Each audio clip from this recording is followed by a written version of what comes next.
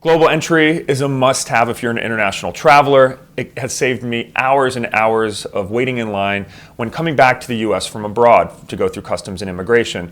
I usually these days breeze through in about 1 minute. You go to a kiosk, you put your fingerprints down, and you breeze through.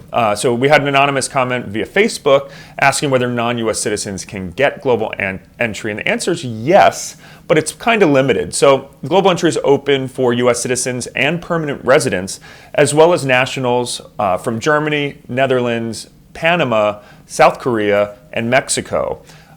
You also, if you're Canadian, you can be a part of the Nexus program, which is similar.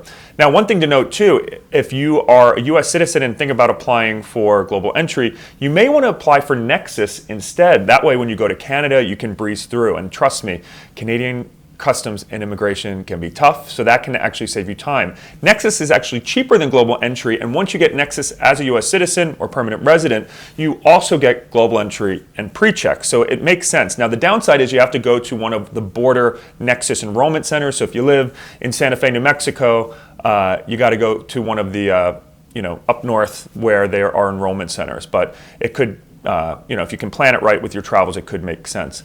Now, there are a bunch of credit cards out there that will cover the global entry $100 enrollment fee, including the American Express Platinum card, which also includes the $100 fee for each additional card holder. So you pay $175 for 3 additional cards on your Amex Platinum personal card.